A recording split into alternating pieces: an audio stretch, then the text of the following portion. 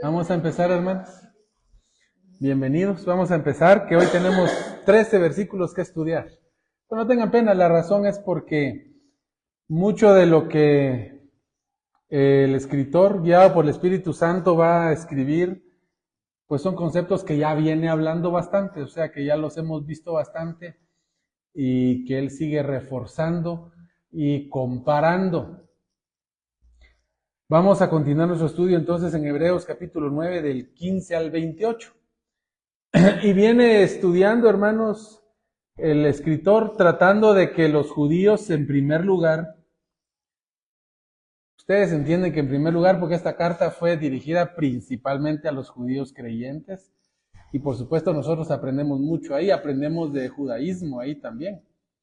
Pero los judíos pudieran ver que hace sentido todo lo que el nuevo pacto es, hace sentido que por qué hacían ellos las cosas, ¿verdad? ¿Por qué machos cabríos? ¿Por qué ovejitas? ¿Por qué sacrificarlas?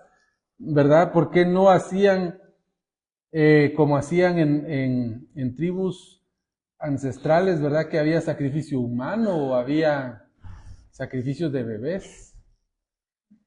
Hablando con una persona que es muy escéptica de la Biblia, me dice, es que a mí no me gusta la Biblia porque mire en el Antiguo Testamento tanto que hablan de los esclavos y yo no puedo entender que la Biblia hable de esclavos.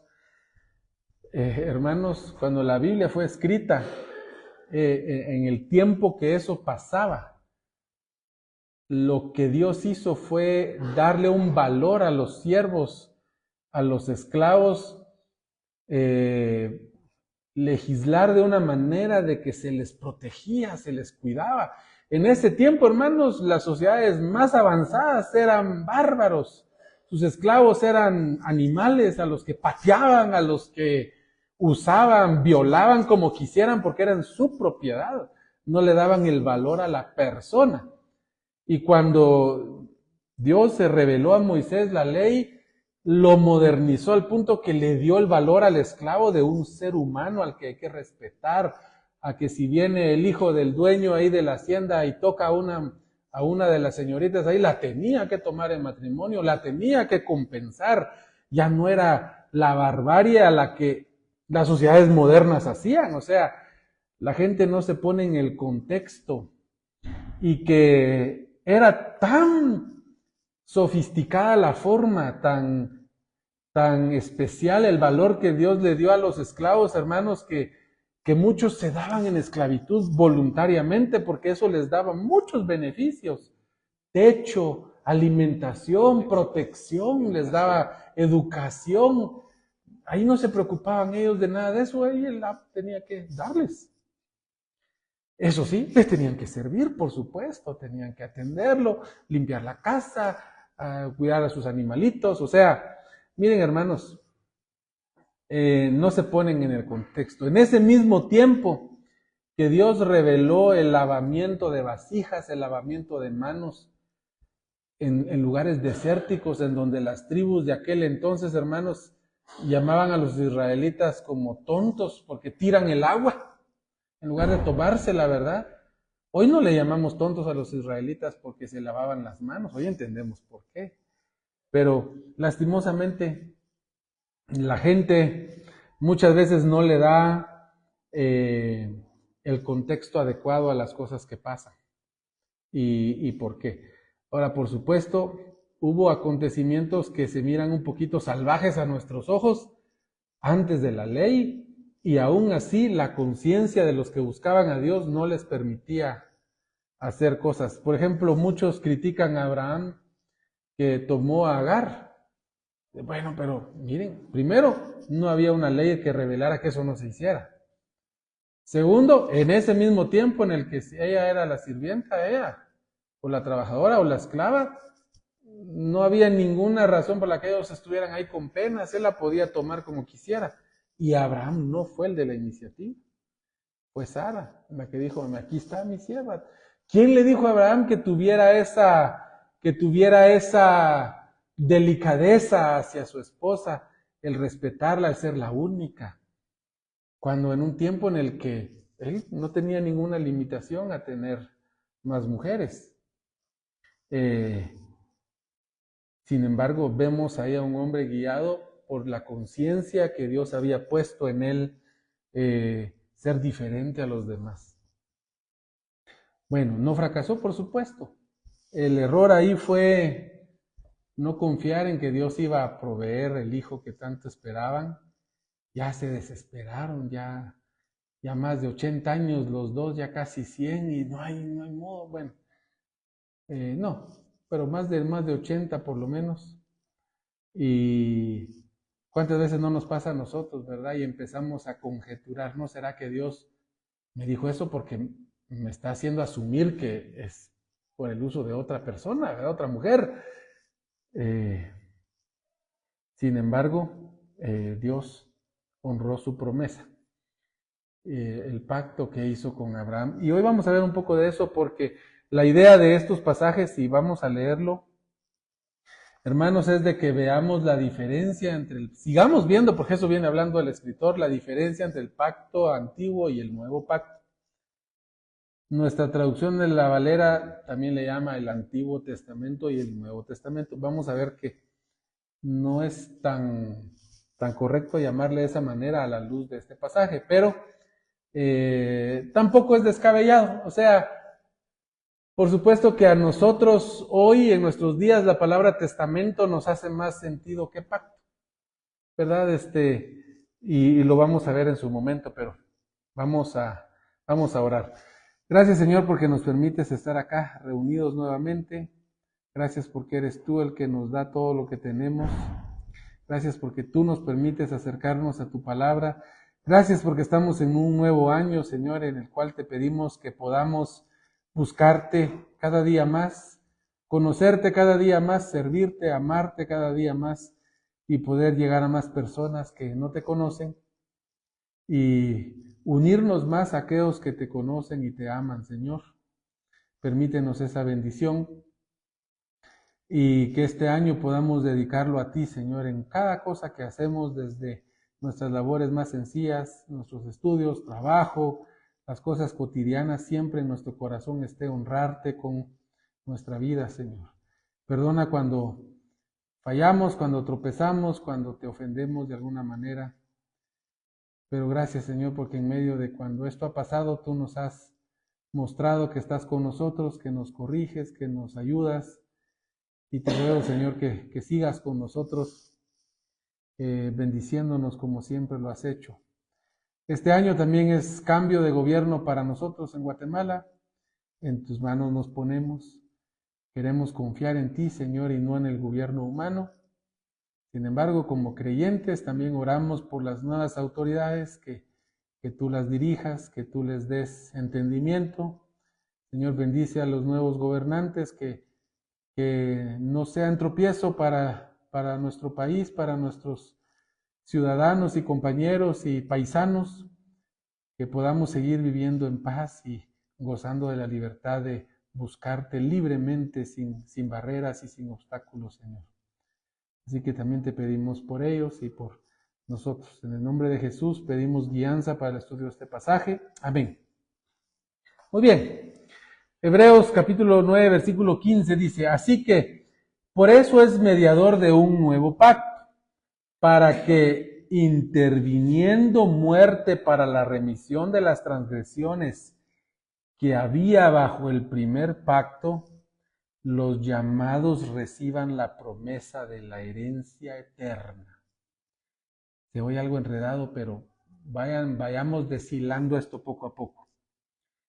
Así que por eso es mediador de un nuevo pacto. O sea, había un pacto anterior, un pacto en la ley, un pacto que los judíos eran los principales recipientes, aunque habían prosélitos gentiles que vinieron a confiar en este pacto que existía entre Dios y su pueblo.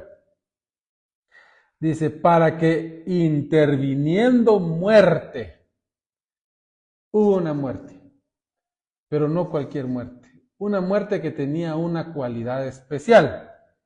¿Cuál? La remisión de las transgresiones. Pero miren qué interesante, porque uno diría, ¿qué transgresiones? ¿Y de quiénes? Y uno espera que dijera, bueno, de los pecadores, de los que vienen ahí. Oigan, que había bajo el primer pacto. Había transgresiones en el primer pacto. Y esas también, porque lo que acabo de decir también, y ya lo ha dicho bastante el escritor, vino para remisión de pecados y lo va a decir en este pasaje también. Pero vean ustedes cómo vino la remisión de las transgresiones que había bajo el primer pacto. Los llamados reciban la promesa de la herencia eterna. Es que, hermanos, Cristo es mediador de un nuevo pacto porque tiene cualidades para hacerlo. Pero, hermanos, lo que hace la remisión no es la vida de Cristo, sino su muerte. Y eso es lo que está tratando de dejar bien claro. La vida de Cristo lo cualifica. No califica nada más, sino lo cualifica, porque son cualidades las que permiten de que Él sea el indicado para que pueda morir. Nadie podía decir, ¿saben qué? Yo me ofrezco. Yo lo hago. Miremos. No, no podés. Pero yo voy a entregar mi vida, por lo menos confórmense conmigo, ¿verdad? No, lo siento. Es muerte, pero es un privilegio que no la tiene cualquiera. Alguien tenía que tener las cualidades. Y eso solo Cristo lo tiene. Fíjense, hermanos, que eso era lo que le decían a los israelitas cuando buscaban un corderito. Fíjense que uno en esa época se sentiría tentado a un cojito, uno que estuviera malito de algo.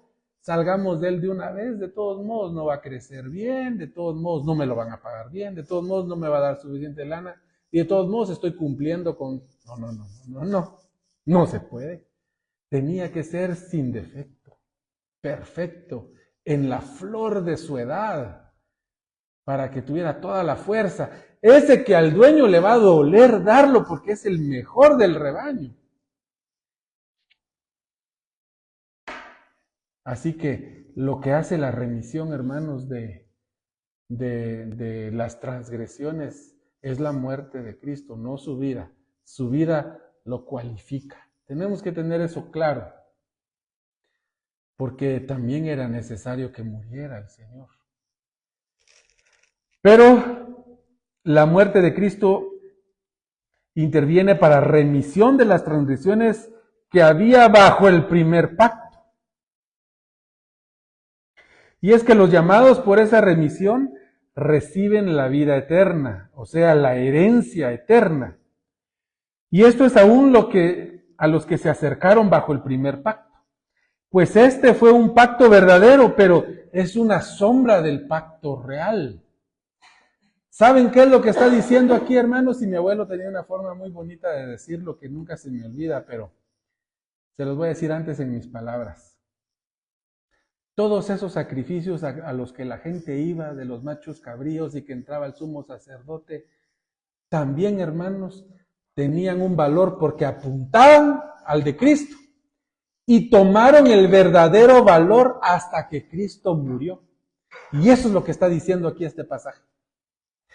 Todos esos del primer pacto, los que llamaron y recibieron la promesa, ellos se acercaron confiando en que no el corderito, hermanos, sino que Dios iba a proveer el cordero definitivo, que ellos no lo entendían tan completamente, ¿verdad, hermanos? En todo como nosotros lo vemos ahora ya para atrás.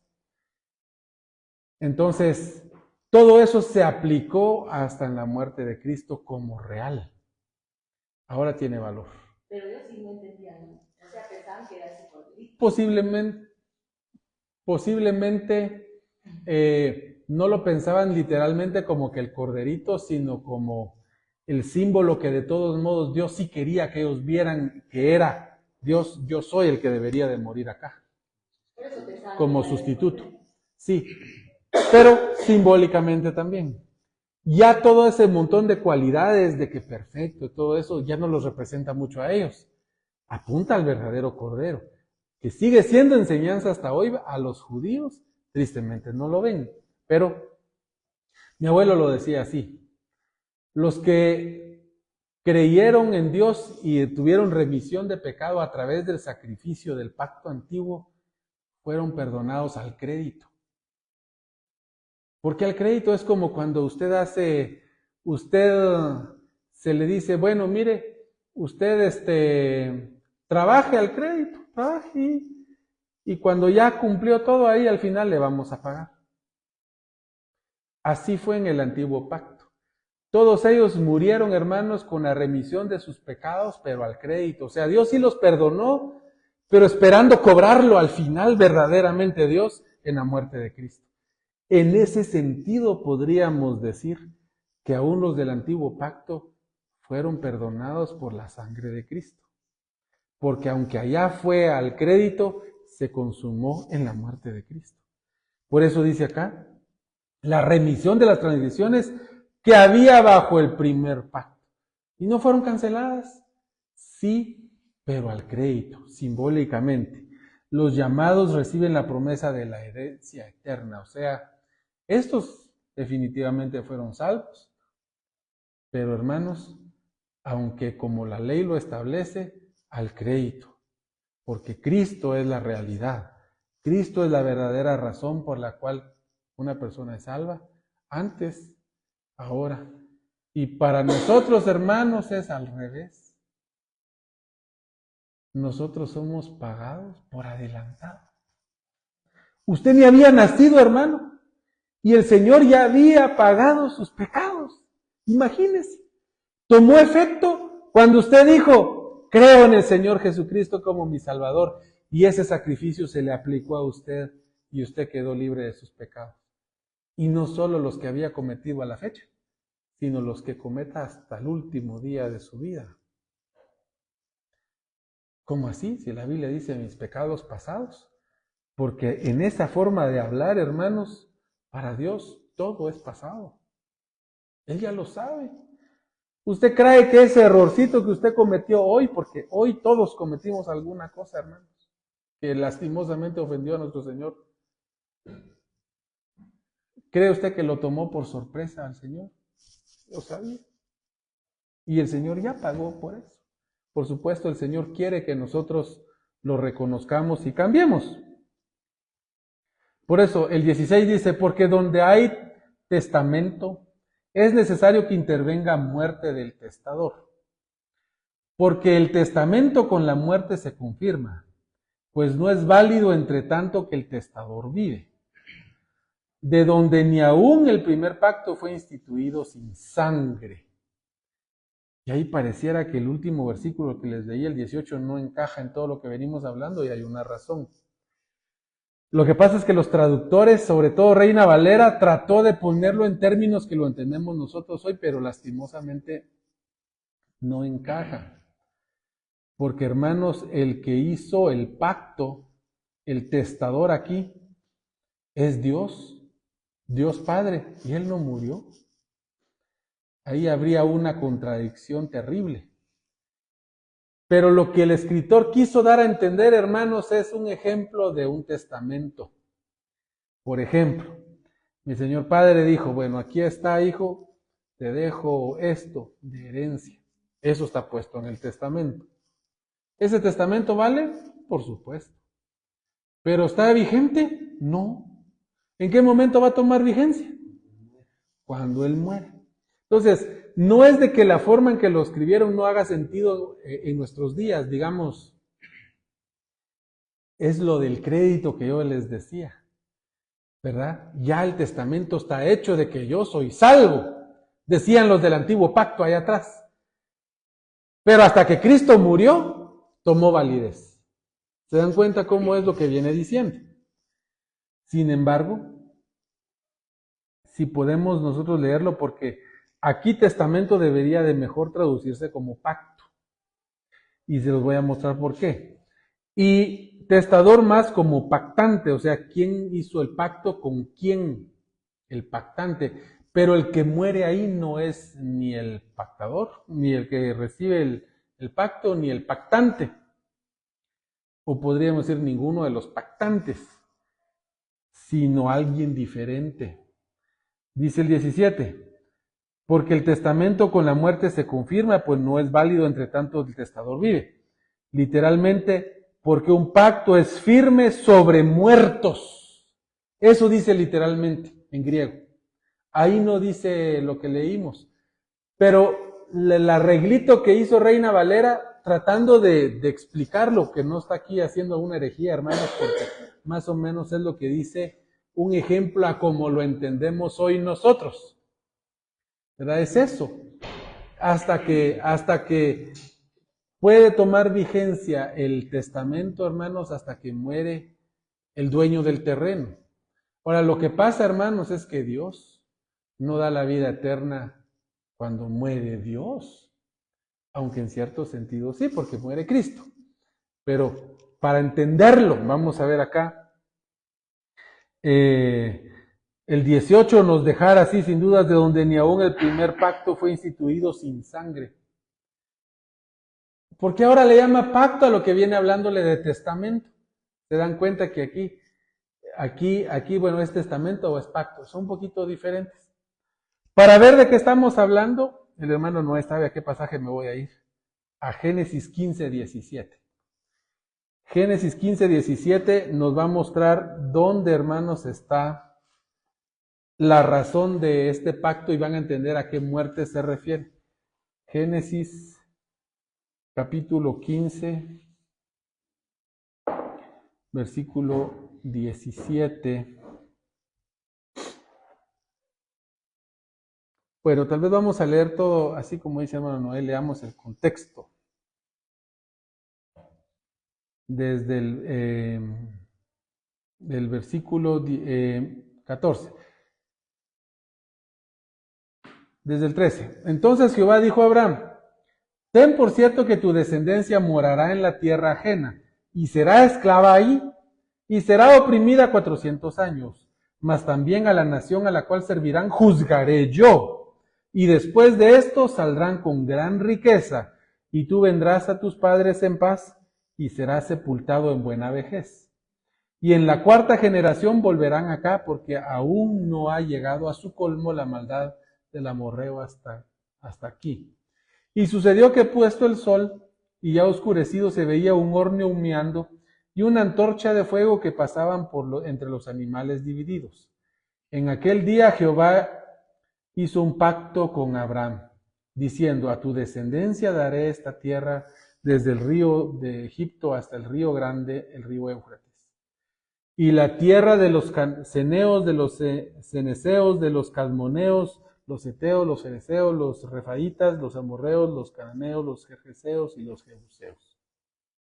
Bueno, tenía yo que leerles de que lo que había hecho Abraham, hermanos, es de que había matado animales y los había partido a la mitad, porque la forma de hacer pactos, hermanos, era a través de la muerte de los animalitos.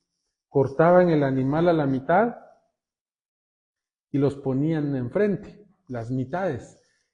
Y los dos pactantes se agarraban del brazo y pasaban en medio de los animales para decir, como quien dice, lo que éramos nosotros representados en los animales, salimos nuevos, con una nueva disposición. Los animales muertos éramos nosotros porque ya no somos iguales, ahora tengo un compromiso contigo. El pacto que se hizo, ¿verdad? Pero ahí ni Abraham ni Dios son los que mueren, ¿verdad? Sino los animalitos. Interesante, hermanos, es de que Abraham se duerme y el único que pasó en medio de los animales fue Dios. Y eso confirma, hermanos, de que este era un pacto inamovible, incondicional. Porque en los pactos condicionales, hermanos, si alguien de los dos no cumple el pacto, el otro puede retirarse. Por ejemplo, cuando usted hace una promesa de compraventa y el otro no cumple con llevar el dinero al momento. Digamos, ustedes dejaron de prenda 1,000 quetzales por un terreno y dijeron, en un mes te doy el resto. Entonces haces un documento, muchos lo piden, porque así se animan a pedir el préstamo, porque si no hacen un préstamo por gusto y el otro ya lo vendió. Entonces el otro guardó Su terreno ya no lo ofreció, porque ya tenía 1000 quetzales de depósito y tienen una compraventa, no, tienen una promesa de compraventa, es un pacto. Pero resulta que al pobre corrió y no le dieron el préstamo. Ahora, el pacto ahí ya no se cumplió. El dueño del terreno ya no está obligado. Puede decir, bueno, lo siento, perdiste tu dinero y venderlo por otro lado. Por supuesto, puede ser misericordioso, va, te doy una vez más, pues, va, pero... O te devuelvo tu dinero, ¿verdad? Si tiene misericordia. Pero en el convenio generalmente queda de que si él no cumple el dinero, el depósito le queda al otro. Y ya está libre del pacto, ¿verdad? Entonces, en este sentido, hermanos, Dios sabe que Abraham no puede cumplir la parte ni ningún humano podemos cumplir nuestra parte del pacto de obedecer a Dios en todo lo que Él pide. Por eso Dios en su misericordia fue el único que pasó en medio de los animales. Y por eso en el versículo 18, si regresamos a Hebreos 9, hermanos 9, 18, de donde ni aún el primer pacto fue instituido sin sangre. Es, hermanos, porque Dios siguió recordándoles ese pacto con Abraham de que Dios iba a salvar a su pueblo. Adelante, hijita. No tengo duda, o sea, ahí se está refiriendo a ese pacto que vamos a leer. Sí, es el ejemplo de por qué se llama un pacto de institución por sangre. Sin sangre. Sin sangre. O sea, el pacto es con sangre. Ahí dice que ningún pacto puede ser sin sangre. O sea, ahí está negando la afirmación. Exacto. Tenía que haber sangre, exactamente. Eso es lo que está diciendo. Muy bien, entonces, si regresamos al 17, y por eso ahí, el 18, perdón. Por eso acá el 18 dice donde ni aún el primer pacto fue instituido sin sangre. Ahora vamos al 19.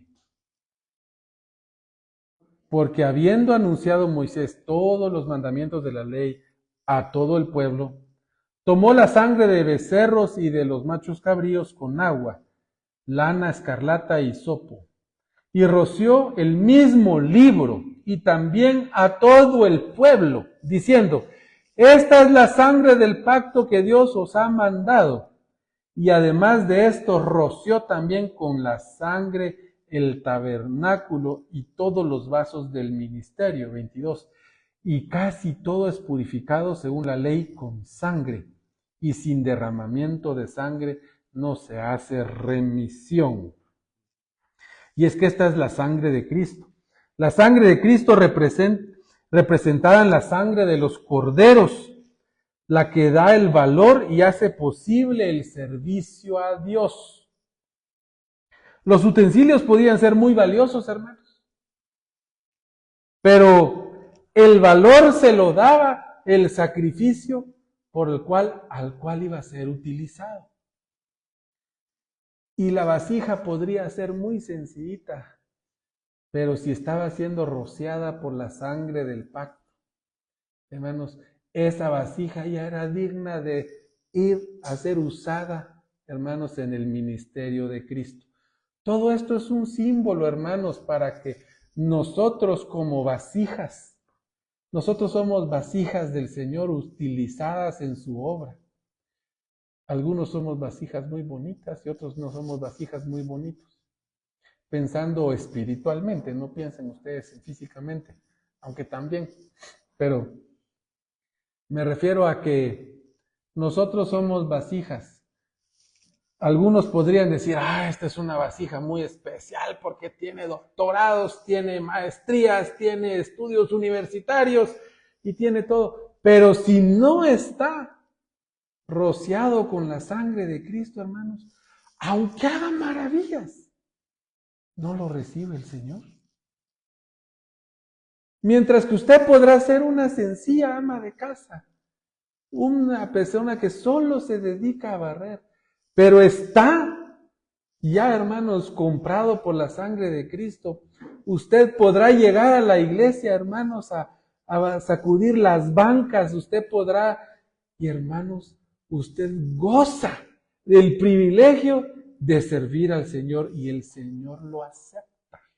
No solo de ser salvo, sino de consagrar su vida a Cristo. No solo de ser salvo, porque la primera cosa pues es la salvación. La salvación, hermanos, es un regalo precioso para el que cree. Podrá ser un triple doctor en universitario, lo que ustedes quieran, o un sencillo campesino, que Cristo lo salva al creer en Él. Y al creer en Él, hermanos, es como que fuera rociado con la sangre de Cristo, lo capacita, le da hasta su Espíritu Santo, para que esas obras sencillitas, hermanos, tomen un valor que ustedes no se imaginan. Por eso Moisés tenía cuidado, hasta el libro, todo lo roció con la sangre y con el hisopo. ¿Para qué? Para hacerlo digno. ¿Qué está diciendo Moisés? Estas cosas valen porque son para Dios. Esa es la razón. Miren, hermanos, esa es la razón por la cual los judíos entonces empiezan a entender, aquí no solo es de que porque está manchadito de sangre, no, es el valor simbólico espiritual. Y lo vamos a ver más adelante. Vean el 23, dice: fue pues necesario que las figuras de las cosas celestiales fuesen purificadas así. Noten, figuras. Fue pues necesario que las figuras de las cosas celestiales fueran purificadas así. Pero las cosas celestiales mismas, con mejores sacrificios que estos. Ahora, aquí surge la primera pregunta. ¿Cómo así mejores sacrificios si solo es un sacrificio de Cristo? Bueno, en griego y en hebreo y en español usamos lo que se llama el plural de intensidad. El plural de intensidad. Aquí está usando el plural de intensidad cuando dice al final, con mejores sacrificios que este. Pero se refiere al sacrificio de Cristo. No hay más sacrificios. Hasta aquí lo va a decir en el versículo, capítulo 10 cuando lo veamos. ¿Qué es el plural de intensidad? Bueno, se lo voy a poner a usted en unos ejemplos que lo va a entender bien en el castellano. Por ejemplo, cuando alguien cumple años, usted nunca le dice, mucha felicidad vos, felicidad. No, usted le dice, felicidades. ¿Acaso son muchas? No, es una. Eso en castellano se llama plural de intensidad. El plural de intensidad. Por eso el saludo castellano original es buenos días, no buen día. Buenos días. ¿Por qué? Ese es el saludo original. No que esté mal decir buen día, no es malo, está bien dicho. Pero el plural de intensidad no está hablando de que son muchos días, ni que son muchos, ni muy felices todos ellos. Es el plural de intensidad. Nosotros decimos buenos días, felicidades. Hay algunos que usan la expresión 1000 gracias. Gracias 1, gracias 2, gracias 3, gracias 4, hasta el... No, todo eso se llama plural de intensidad. Aquí lo usó el escritor para darle intensidad al sacrificio de Cristo. Por eso, es necesario, hermanos, que las figuras de las cosas celestiales fuesen purificadas así. Fue necesario. ¿Para qué? Para que le tomen en cuenta cuando se habla de las cosas celestiales.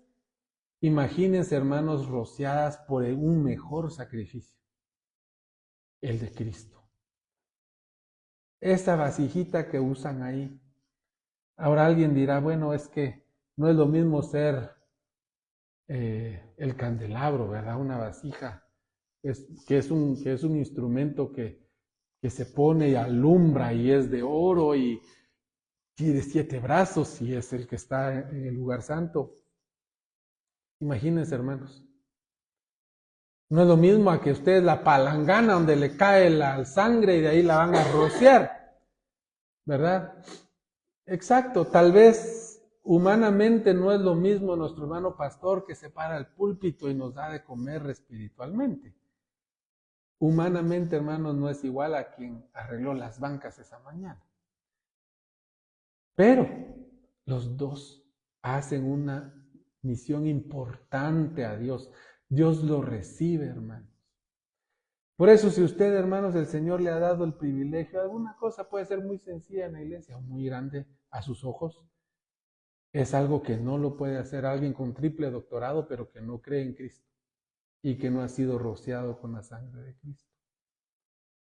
Por eso, hermanos, dice el 24, porque no entró Cristo en el santuario hecho de mano, figura del verdadero, sino en el cielo mismo, para presentarse ahora por nosotros ante Dios. Noten que el sacrificio es uno. No entró Cristo, es uno. No son sacrificios muchos, como los buenos días o buenas tardes, o como las felicidades que usted le da a las personas cuando felicita. Es el plural de intensidad. ¿Por qué, hermanos? Porque este es un gran sacrificio. Y el Señor, hermanos, no entró a un templo hecho por manos humanas, que era valioso, era importante, era con gran simbología. Cristo entró al verdadero. Entró ahí, hermanos. Sino que el cielo mismo para presentarse ahora por nosotros ante Dios. Miren, hermanos, leamos el 25 de una vez y dice, y no para ofrecerse muchas veces, como entra el sumo sacerdote en el lugar santísimo cada año con sangre ajena. Perdón, el 26 también. De otra manera, le hubiera sido necesario padecer muchas veces desde el principio del mundo, pero ahora, en la consumación de los siglos, se presentó una vez para siempre por el sacrificio de sí mismo para quitar de en medio el pecado. Cristo entró una vez y para siempre. Por eso les hago énfasis, plural de intensidad. Mejores sacrificios es el de Cristo. Y dice, es el que ratifica y valida los que están por misericordia o por sacrificio del pacto antiguo. ¿Qué quiere decir esto, hermanos? Ahí, hermanos, al entrar Cristo, también tomó valor todos los que se acercaron en el pacto antiguo, como veníamos hablando. Se acercaban a la expiación y es que valida y perdona nuestros pecados presentes y futuros, a los que el antiguo pacto al crédito y a nosotros ya pagado por adelantado. Por eso, hermanos, en el antiguo pacto tenía que entrar el sumo sacerdote todos los años, con sangre ajena. Él no podía ofrecerse. Él no tenía las cualidades que tiene el Señor. Y tal vez no hubiera querido él entregarse por los pecadores. Aunque quisiera, no tenía las cualidades.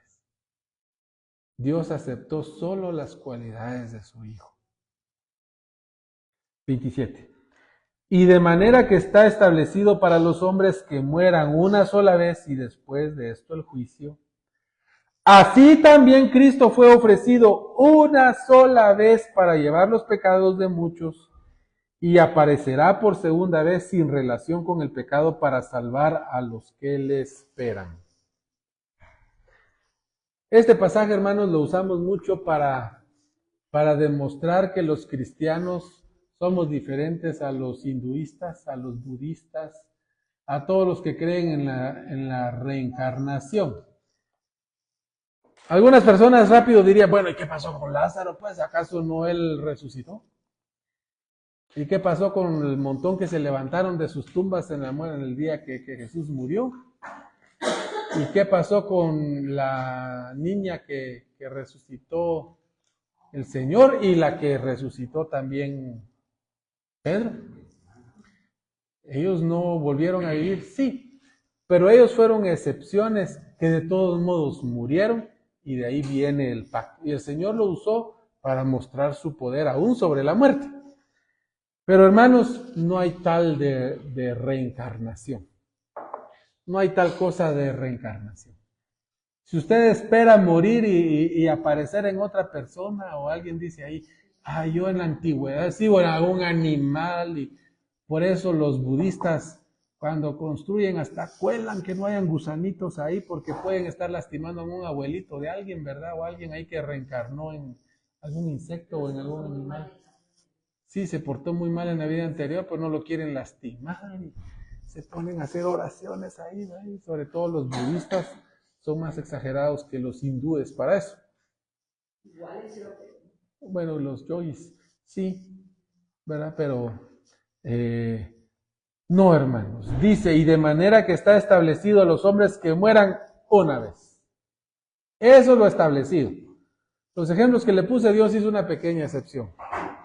Y después de esto, el juicio.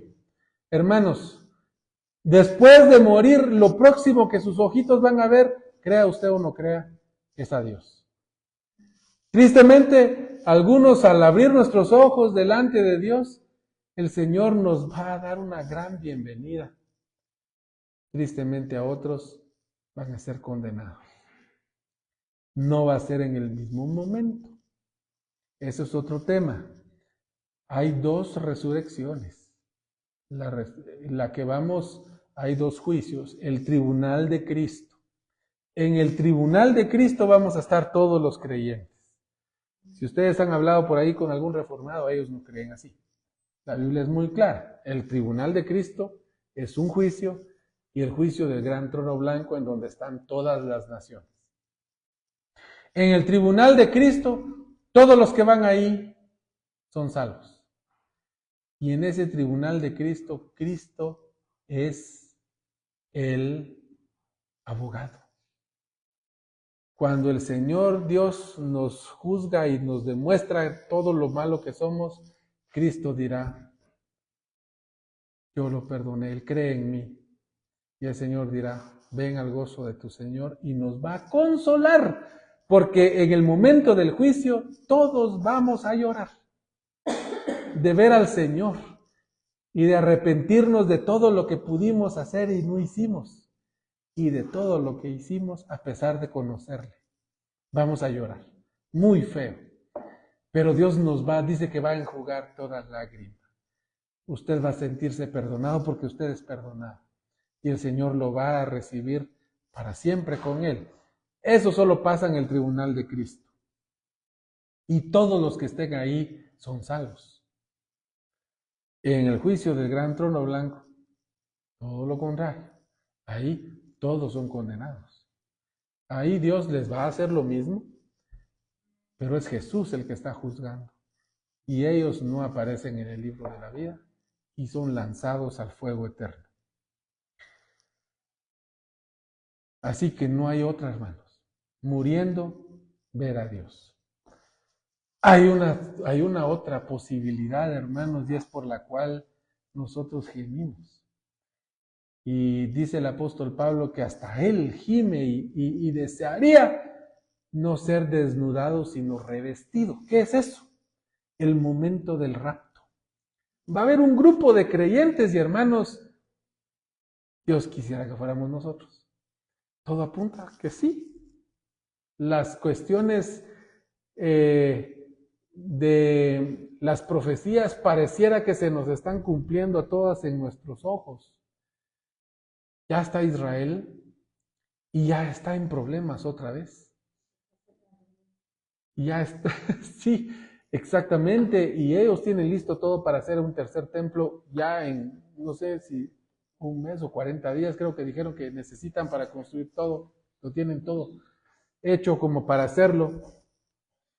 Pero lo que quiero decirles, hermanos, es de que si fuese el arrebatamiento en este momento, nosotros no morimos, sino somos revestidos, nos quitan este cuerpo, nos desnudan nuestra alma, por eso se llama revestido, y el Señor nos da un cuerpo ya incorruptible en ese momento. Y pasamos a estar con Dios para la eternidad sin ver muerte. Ese grupito va a ser dichoso. Aunque, dado lo que ve uno en los últimos días, como que ya les va a tocar ver un poco de lo feo. Pero van a ser rescatados de la gran tribulación. Si no somos ese grupito selecto, hermanos. Pero todo el mundo pensaba siempre, o sea, siempre hemos pensado que estamos en el... Sí, pero hay algunos detalles que la gente no ve. Por ejemplo, cuando la higuera ve a su hoja volver a brotar. La higuera es Israel. Y por muchos años esa higuera no había brotado. Y dijo el Señor Jesús, es cierto que esa generación no pasará hasta que todas estas cosas se acontezcan. Y la higuera ya volvió a florecer. Desde el 48, pero esta generación no ha pasado. Esta generación desde entonces. Pero tenés razón, no estoy yo diciendo que con certeza el Señor nos va a llevar a nosotros. Pueda que yo salga y caiga de un infarto en la calle, va, tal vez ustedes y yo ya no alcance, pero lo que quiero decirles es de que esas son las para un cristiano, morir y ver a Dios. Y dice el 28, y está comparando ese evento con Cristo. Así también Cristo fue ofrecido una vez para llevar los pecados de muchos. Bueno, ¿no llevó los pecados de todo el mundo? Solo llevó de muchos. ¿Cristo murió por todo el mundo o solo por los que creen? Esas son las preguntas que surgen en este pasaje. Y aparecerá por segunda vez en relación al verbo para salvar a los que le esperan. Entonces, ¿Él no murió para salvar a todo el mundo? Sí y no. La muerte de Cristo, hermanos, Dios la hizo con la intención de que todos sean salvos, pero van a ser salvos los que creen. Eficaz. Los tres aspectos de la salvación. La salvación nos salva de la culpa del pecado. La salvación nos da poder sobre el pecado, pero la salvación nos da la glorificación, que es lo que aquí está hablando, el irnos a la vida eterna. Ese momentito donde ya no veremos más muerte ni dolor, estaremos con Cristo para siempre. ¿Se dan cuenta que vimos un poco más rápido porque hemos visto estos conceptos más? Ustedes ya los manejan mejor y ya pudimos también resumirlo un poco más sin ir a tanto detalle. También no fui a ver cómo Moisés roció cada vasija y cómo, porque sí está ahí escrito en la Biblia que lo hizo y cómo. Hay enseñanzas ahí, pero creo que para nosotros no judíos sabemos, lo entendemos, sabemos que el Señor lo hizo así y sabemos que lo hace con nosotros. ¿Qué quisiera yo que les quede a ustedes y a mí? Me quedó al estudiar esto. Número 1. Pues primero estar agradecidos de que nosotros somos salvos por Cristo. Pero segundo, hermanos, reconocer que el Señor nos roció con su sangre. Y usted como una vasija, hermanos. Pero ¿por qué lo comparo con vasija? Bueno, el Señor mismo nos comparó con vasijas. El Señor mismo nos comparó con vasijas. El Señor mismo. O sea, esto no es una idea mía. El Señor, por eso la usamos, porque el Señor nos compara con vasijas. Algunos son vasijas de honra, dice, y otros son de deshonra. Ahora, no de que desea deshonra, hermanos, hacer una actividad sencilla para la obra de Dios, sino porque debemos nosotros desear hacer lo más que podamos para el Señor. Pero lo que yo quiero que ustedes vayan ardiendo en deseo es de servir al Señor, porque tienen, hermanos, la unción. Ustedes tienen la unción de Cristo. Él es el ungido, nosotros recibimos la unción por Él. Ustedes lo tienen, hermanos, y yo. Así que incluso a los que me oyen en las redes sociales, yo les animo, ustedes tienen, a los creyentes les digo, están aptos para servir al Señor. Pero mire, a mí lo que me toca es barrer ahí. Mire, hermano, hágalo con gozo, porque es para el Señor. Imagínese, el Señor le da a usted ese privilegio. ¿Puede ir alguien ahí con 3 doctorados a barrer? Pues muchas gracias. Pero para el Señor no fue. No es de que no sea bueno. Es como alguien que lee la Biblia. Me dijo un señor hace unos días que es que la Biblia es bonita porque aunque uno no se vuelva creyente, lo que uno aprende ahí sirve para la vida práctica. Sí. Hay muchas religiones que agarran enseñanzas de la Biblia, decir la verdad, hermanos. Le va a hacer beneficio a quien la haga, aunque no sea creyente. No robar lo va a hacer una persona decente, aunque no sea creyente. Honrar a sus padres lo va a hacer un buen ciudadano, aunque no sea creyente. O sea, las cosas de la Biblia es bonito y es bueno, pero lastimosamente no para Dios. Para servir a Dios necesita ser rociado por la sangre de Cristo. Y eso se logra al creer en Jesús como su Salvador. Entonces, anhele usted todos los ministerios, incluso el de música, es un gran ministerio. No es el único ministerio. Y tampoco, hermanos, imagínense usted de que usted es un predicador en su iglesia, pero hay un tiempo en el que usted ya no lo toman en cuenta para enseñar. No sé que usted sentado ahí pensando que como no está haciendo lo que usted ha hecho y tiene la habilidad, no pueda usted dar la bienvenida en la puerta, no pueda usted ver a los niños, no pueda usted apoyar en la Santa Cena, ¿no? Hermano, no porque no sea usted el músico de la iglesia, me voy de la iglesia, no hombre, eso es lo último. No. Qué bendición que usen mis talentos.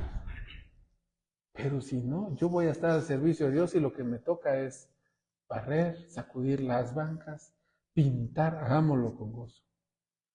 Hagámoslo con gozo porque es para el Señor. Bueno, vamos a dar unos saluditos ahí a los que nos dieron el privilegio de que les veamos por las redes sociales. Vamos a dar los saludos a Josué Guzmán, qué gusto verte, Josué. Qué alegre, que el Señor te bendiga, Josué. Tú eres un siervo del Señor, yo lo sé, y qué alegre, qué gusto saludarte. Fuerte abrazo para ti. Jenny Marroquín, yo te digo Reina. Saludos, Reina, qué gusto saludarte. Fue una compañera de trabajo allá en Huehuetenango hace muchos años. Saludos para ti, Reina. También a Limen Martínez, un querido amigo de Huehuetenango también. Dios te bendiga. Qué gusto verte. También a Grima Tom. Fuertes abrazos. También a mi señora madre, muchas gracias por los saludos. También a Manuel Sánchez Bernal. Dios lo bendiga, Manuel, qué gusto saludarle. A ver cuándo nos acompaña también en las noches. También a Beatriz Rivera. Gusto saludarla, Beatriz, qué gusto verla conectada. Feliz año también a Alan McDougall. Dios te bendiga, hermano Alan. Qué gusto verle conectado. A mi prima Corin Anayansi Noriega Baten también. Dios te bendiga, mi querida prima. Qué alegre. No sé si ya regresaste a los Yunais, pero no importa. Fuertes abrazos para ti, al Quicheo, hasta Dallas, en donde estés. También fuertes abrazos. Doctor Gerson Ramírez, gracias por sus palabras, doctor. Me animan mucho. Que el Señor le bendiga también a usted y a su linda familia. A la doctora Conos y a sus muchachos. También a Adín López. Ese nombre me gusta más, Adín. Dios te bendiga. Fuertes abrazos. Feli Velasco también. Fuertes abrazos, Feli. A Sil también. Cecilia, Dios te bendiga. A Tonita López también, gracias por la sintonía. Fuertes abrazos. A hermana Cori Cume Sajú también. Fuertes abrazos, hermana Cori. Esteban Sebastián. Me imagino que estás allá en playa, Esteban. Si no, pues Dios te bendiga. Saludos a todos los hermanos allá en playa. También a tía Norma, Dios la bendiga, tía Norma, qué gusto saludarla. Linet Méndez, doña Linet, qué gusto saludarla. También a Edgar González. Dios lo bendiga, Edgar, mucho gusto. También Ignacio Pérez. Gracias, don Nacho. Abracitos al Nachito, también como yo le digo de cariño al nene. También a Esperanza Mérida, fuertes abrazos, Esperanza. A Nicolás Rivera Velasco, Dios lo bendiga, Nicolás. Mucho gusto de saludarlo. Branly Rivas, ala, Branly, hoy sí tenía yo años de no saber de vos, pero qué gusto. No estás aquí o en Huehue, pero fuertes abrazos, Branly. Qué gusto saludarte. Juan Matón también, fuertes abrazos. A Miguel Arturo Hernández. Gracias por los saludos, Miguel, también que Dios te bendiga a ti en este año. También a, ¿quién más? A Jorge David Guzmán. Jorgito, pero qué gusto, hombre. A ver cuándo nos das el gusto de que nos acompañes, David. Sería un gran gusto tenerte acá. Ya sabes dónde estamos, ¿verdad, Jorgito? Jorge David Guzmán Tello, hijo de mi querida amiga doña Eva. También a Quiñones, Eduardo Quiñones, fuertes abrazos, Eduardo. A mi tía Mercedes Herrera también fuertes abrazos. A mi madre ya la saludamos, pero otra vez. Saludos, mamá. También a Olivio, Dios te bendiga. Muchas gracias por los saludos, Olivio. A mi señor padre, don Gilberto, también fuertes abrazos, papá. Y ya creo que saludamos a todos. Si alguien se me pasó, me disculpan. Leslie Ordóñez. Gracias, doña Leslie, qué gusto saludarla. Cuídese mucho, oye, que el Señor la bendiga y a toda la familia. Así que gracias por los saludos y por estar sintonizando. Los esperamos el próximo martes. A los que estén en Nevaj, vénganse. Aquí nos echamos un tecito y una pequeña refacción y sobre todo platicamos más. Hoy pues estamos los de siempre, pero vamos a saludar especialmente a nuestro hermano Noé de Paz. Fuertes abrazos, Noé. Qué gusto que estés acá empezando el año con nosotros. Que el Señor te bendiga, a tus hermanos y a tu mamita también. Y gracias por todo lo que haces por mis muchachos, que ellos te quieren mucho. Así que también saludos a hermano Noé, Noé de Paz. Hermano Noé Martínez, pues aquí está conmigo también y su esposa. Dios los bendiga a todos. Nos vemos el próximo martes. Muy buenas noches.